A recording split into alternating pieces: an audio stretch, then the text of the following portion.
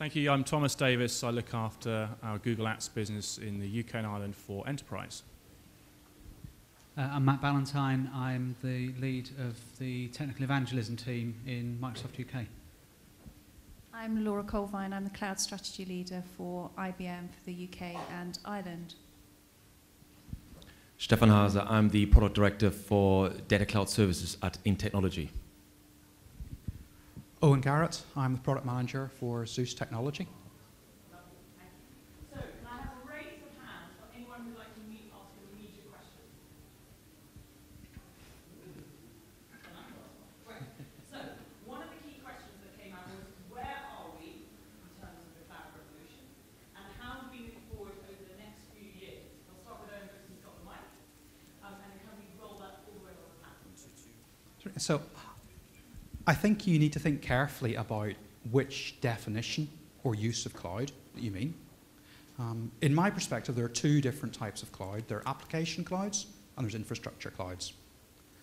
Application clouds, that's been driven by the adoption of mobile devices, the fact that people are accessing applications from multiple different devices at the same time. So by nature, the application itself needs to be centralized. It needs to be cloud-based. And that's growing very, very rapidly at present. Infrastructure clouds, where you develop an application and you deploy it on a third-party virtual platform like Amazon or Azure, are perhaps have a little bit more development to come. There's been recent issues with reliability in Amazon. There's other consumer concerns about security on those. And there will be technical developments and other developments over the next few years that I think will help to address that. Thank you. I find it quite interesting when we're talking about cloud revolution. Revolution to me means it's something old and existing and we're just about to overthrow it all. And from my point of view, cloud, it's a new name, but the concept certainly isn't new. We've been doing these kind of things as a business and as staff, but plenty of others, for way over 10 years now, and it's evolving. So from my point of view, it's no longer a revolution. It's actually a process that we started last century, basically, and that is continuously evolving, and it's now really gathering momentum. And as my colleague here said, it's very true. There are two distinct kind of concepts, and it depends how far you want to move into the cloud. Do you want to stick with the infrastructure as a service, or do you want to move to the software as a service? Both of those have got merits. Both of those are valid. And it's now actually trying to find the best ways to adopting one of these two models for particular business requirements. I find it really interesting, actually, you used the phrase evolution or revolution. I think it's a bit of both, actually. And I think that when I talk internally in IBM, I say it's a revolution. In a heartbeat, I say it's a revolution. It gives everyone a really uncomfortable feeling. But for organisations like ourselves, this is a more significant change than any of the changes that we've seen in the last few years. And we only are just beginning to realise the impact of that change. As leaders, and as leaders of the future, we have to understand that our children are setting a revolution, and they haven't even told us what the revolution or the ideology is about. However, when I talk to clients, I actually do say it's an evolution. And the reason I say it's an evolution is not because I want to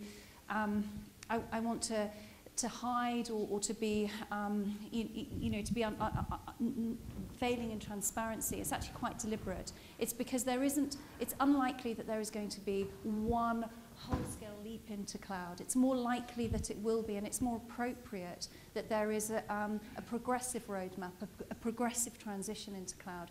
So I do believe, and I'm not just trying to take the middle ground, I do believe that it is a revolution for suppliers, and it is a revolution from a consumer perspective, end consumer perspective. But I think for our clients, the people that we serve, I think it is an evolution, and we support that. The thing for me about what we are seeing today is that from the consumer's perspective, it's all happened. And it's continued to happen, but the idea that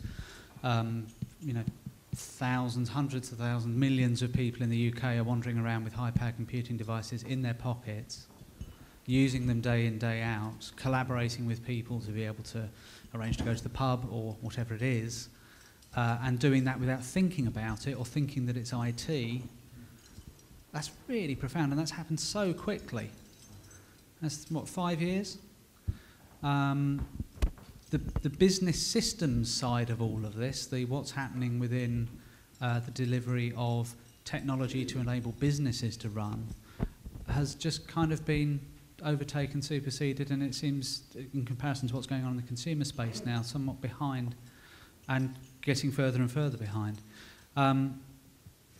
I think when I was speaking at the event that was in February, I talked a bit about an analogy with electric motors. I think just to come back to that we don't think about electric motors on a day-to-day basis. Why is he talking about electric motors, you're sitting there wondering?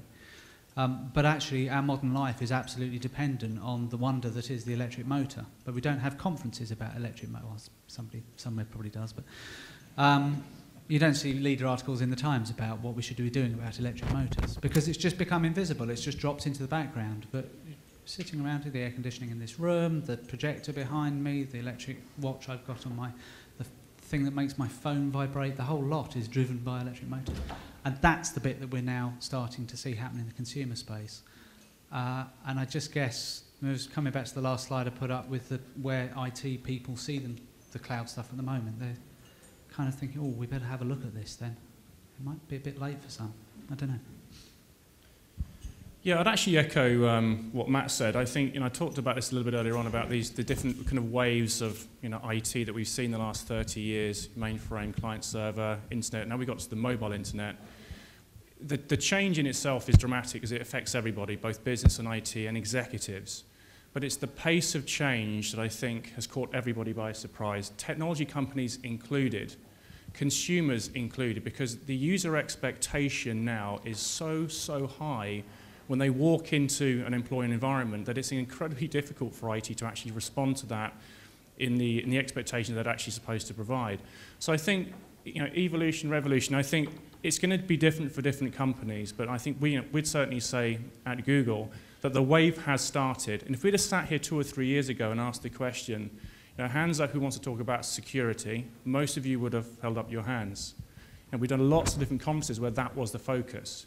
We're talking today about evidence where our customers have seen a dramatic cost avoidance, lower total cost of ownership.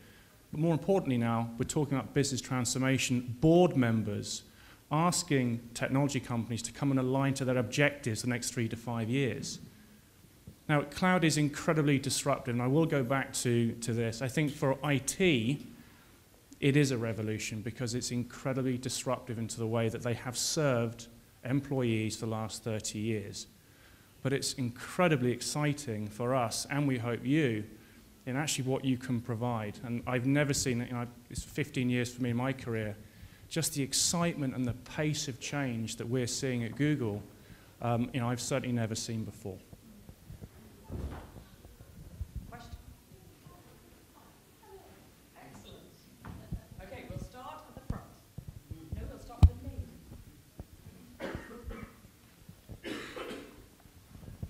Hi, I'm Catherine Simmons, and I'm the head of IT at the Carbon Disclosure Project.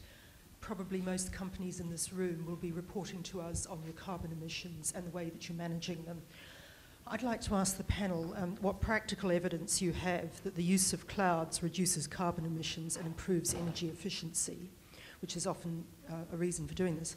And secondly, if I move my own data center onto a cloud, how can I be sure that those benefits are being realized? I can start if you like. Yeah. So let me start, because this gives me an opportunity to put a couple of stats in that I didn't because I forgot because we were rushing to get to lunch. Wimbledon, for us, Wimbledon, it's coming soon anyway. We provision Wimbledon now through a cloud environment, and we've seen a 38% reduction in their carbon footprint and in their data and storage optimization, and what that's meant on the ground is a 54% reduction in the space that they use, and that's at the time when we've seen last year we had 300 million users that connected in through many different devices in, obviously, as you know, a very short space of time. So we have, that's just one example, it's front of mind for me, but we have a number of examples of where cloud is actively shifting the environment and the carbon sort of footprint piece. But the other thing that we're doing is around things like property and performance management solutions in cloud, where you connect with the way that you read the signs of a building, and we work with other providers, Johnson Controls, for example, to actually read the temperature, the usage, the utilization, the space utilization, and connecting that with the data and the insights you get about which parts of the building you need to activate at which time. So what we're doing with cloud is both at the data center consolidation, data, storage optimization, all those good things, but also using it to move towards things we call it green buildings, where we actually read the heartbeat of a building in a different way, which helps us drive towards the carbon sort of footprint and the carbon emissions agenda. So we see it both ways. I don't know if anyone else wants to pick up. Laura, how can I, as your customer, know that that's happening and that, for me, those benefits are being realised? So you mean how visible do we make the outputs of the sorts of things that we do? So I think that's a good question. I mean, certainly for us in the UK, I would say our maturity at demanding that data and sharing that data is probably at a different stage than some of the other countries that we have around the world. Certainly in the US, they're much more advanced in the collection and sharing of that data. So I think for you as an individual consumer of this data, and we certainly as a company, the way we work and some of the environments that we enable from a cloud perspective, we have that data available. Whether our end client shares it or chooses to share it is up to our end client. Just thinking about this from an SME perspective, I think it gets a bit more difficult because one of the things I'm finding 7 weeks into my new role in this massive great corporate that I now work for, having come from a medium-sized business, a lot of the focus is around the top end, the enterprise scale, where actually it's quite easy to be able to measure all this stuff because it's done on scale. If you think about every server that's sitting underneath every desk in every 5-man operation across the country, where there's an awful lot of computing going on there, and there's a lot of devices being sold and all the rest, I don't know the answers to this, but I think it might become more difficult to be able to evidence on that because it's at smaller scale, and there's probably a big opportunity for saving there, but how do you know what the baseline today is? I don't... No, I mean, I am probably, I'm an NGO, a fairly small one, but I mean more generally as a data centre customer, how can I be sure that those environmental benefits are being realised? Okay, so on that, I don't know the answers at the moment. I'll just add something just very quickly. Again, from a Microsoft and IBM Google perspective, the thing that we have to do is to externalize the IP that we have around data center, server management, storage optimization. I think that's something that we do. I know Google, about 2 or 3 years ago, we have a google.org division that we published a lot of the information specifically about environmental impact. And please do have a read of that if you have a moment. I'd actually, again, echo Matt, it is difficult, I think, for us to help you measure specifically what that cost environmental reduction will be on a per case basis. But I think about the global platform. If we can do across the Google infrastructure, on average, here are the savings from a server, from a storage optimization perspective, that is 1 foot forward, probably not the entire answer for you.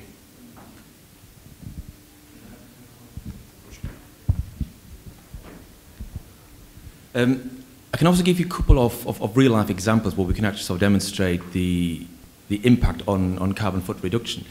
On the one hand, we're currently building a new data center in Reading, and traditional data centers that were built 15, 20 years ago, for every kilowatt of power you need to power the equipment, you probably need another kilowatt to actually cool the equipment, right? Now, the way we're looking to do it, we're basically looking to virtually halve the power required to power equipment in the future in this new data center through the way we cool the environment. We're actually using natural cooling rather than actually artificial cooling on the one hand, and also using advanced technologies, things like called cold aisle containment, where you actually only cool the racks that you need rather than the whole data center, and other power efficient things. So that's one aspect where you can actually virtually halve the overall power consumption. And of course, every customer who would be hosting that data center would benefit from that, depending on the number of racks it would take. At the same time, we're